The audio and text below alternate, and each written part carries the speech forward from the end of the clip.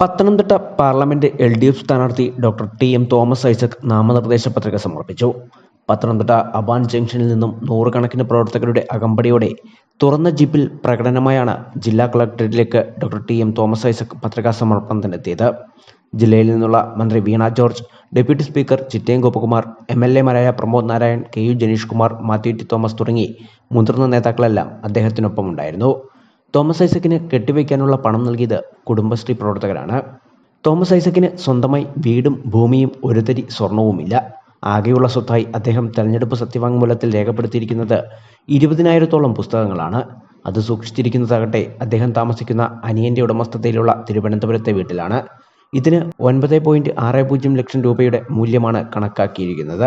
4 തവണ MLA-യും 2 തവണ ധനമന്ത്രിയുമായിരുന്നു doctor Thomas Isaac. ഇപ്പോൾ CPM കേന്ദ്ര കമ്മിറ്റി അംഗമാണ്.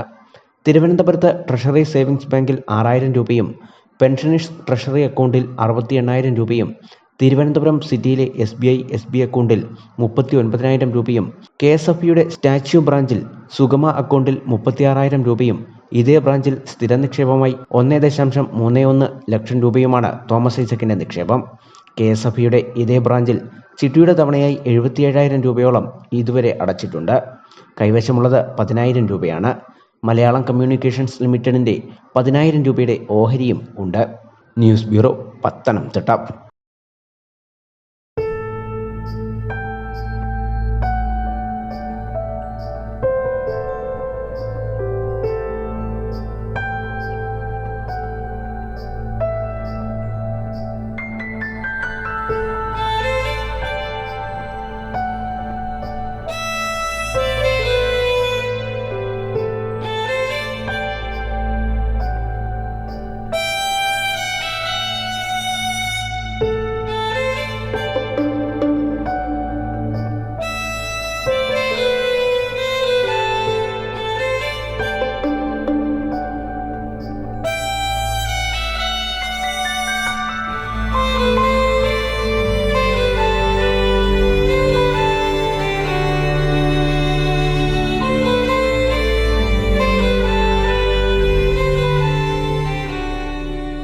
Mount Zion Medical College Hospital, Adur, Pathanamthitta.